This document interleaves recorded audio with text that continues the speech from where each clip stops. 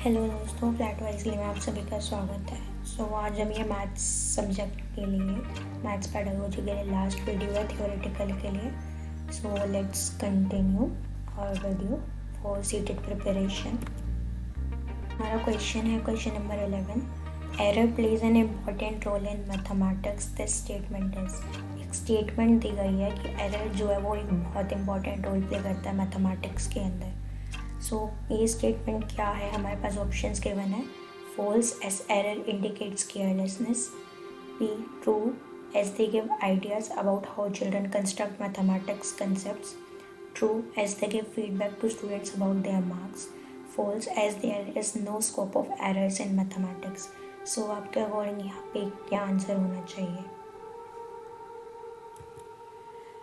The answer is option B, true as they give ideas about how children construct mathematic concepts.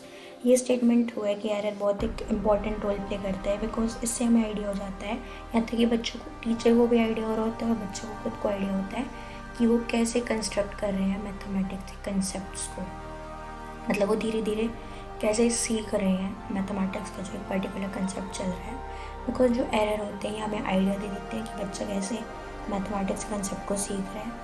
और जो बच्चे होते हैं वो जनरली कुछ कंसेप्शंस होती हैं जो कि प्रोड्यूस करती हैं एरर्स को। जैसे कि कई बार अगर हम देखें इंटीजर्स में बच्चा प्लस माइनस होता है, तो कई बार बच्चे को समझ नहीं आता कि बड़ा साइन, वो माइनस तो कर देगा लेकिन वो भूल जाएगा कि बड़ा साइन, फॉर एग्जांपल +6 एंड -7 का घर है, ठीक है। तो प्लस माइनस होता है, वो बड़े नंबर से छोटे को माइनस कर देगा, 7 में 6 का 1, लेकिन वो साइन में मिस्टेक कर सकता है। वो ये सोचेगा कि अगर माइनस करना था तो अब माइनस तो कर दिया, लेकिन वो ये भूल जाए कि जो बड़ा नंबर होता है उसके आगे जो साइन होता है वही साइन लगाना होगा, तो वो सिर्फ 1 लिख देगा, बल्कि आंसर होना चाहिए -1।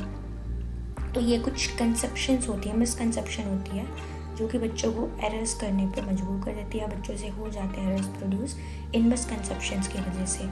तो इससे हमें एक आइडिया लग जाता है कि बच्चा कहाँ पे दिक्कत कर रहा है। तो हमें बच्चों को बार बार बताना चाहिए और उन्हें नए प्रैक्टिस के लिए क्वेश्चंस देने चाहिए, ताकि वो सीख जाए और उनका वो मिसकंसेप्शन जो उन्होंने मिसकंसेप्शन लिया था एक कंसेप्ट के बारे में, वो क्लियर अप हो जाए एंड वो अपने और भी आइडियाज़ को यूज़ करते हुए उनको रिलेट कर पाए एंड एक प्रॉपर अप्रोप्रिएट उन्हें स्ट्रैटेजी मिल जाए कि कैसे लर्निंग एनहांस करनी है उन्हें अपनी।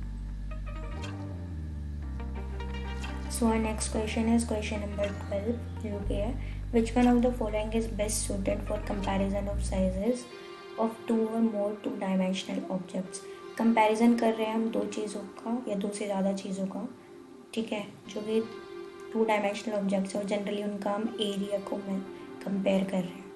तो कौन सा हमें यूज़ करना चाहिए मेथड? तो हमारे पास ऑप्शंस हैं estimation, observation, superposition, using non standard units. तो आपके पास 3 सेकेंड से सोचो क्या आंसर होना चाहिए कंपैरिजन करने के लिए।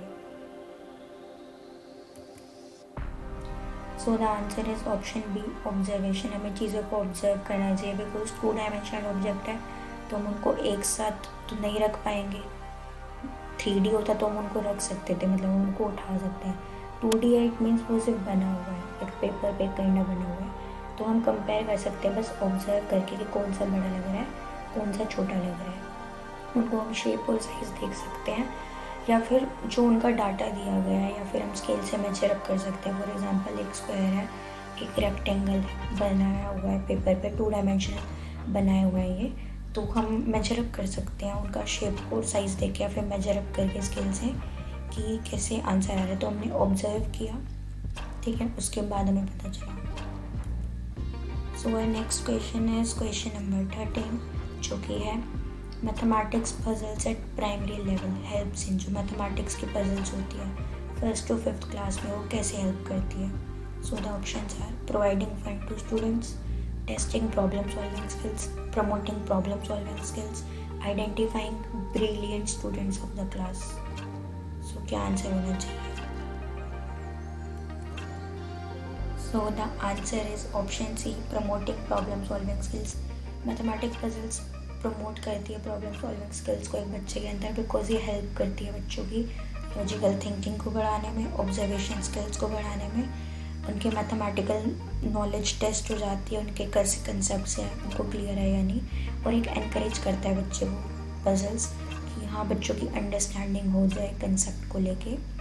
और ये प्रॉब्लम सॉल्विंग स्किल्स को भी प्रमोट करते हैं। जो बच्चे होते हैं वो कोऑपरेटिवली क्लास में बिहेव करते हैं बिकॉज वो ज़्यादा एंगेज रहते हैं पजल को सॉल्व करने में, वो ज़्यादा अपना माइंड का यूज़ कर रहे होते हैं। तो एक तरह से वो प्लान बनाते हैं कि अगर मैं ऐसे करूँगा या ऐसे यहाँ पे पुटअप करूँगा तो ये सॉल्व हो जाएगी प्रॉब्लम, और इससे बच्चे आपस में शेयर करते हुए भी आंसर को सॉल्व करते हैं, जो कि बहुत हेल्पफुल रहता है बच्चों में टीम वर्क के लिए भी।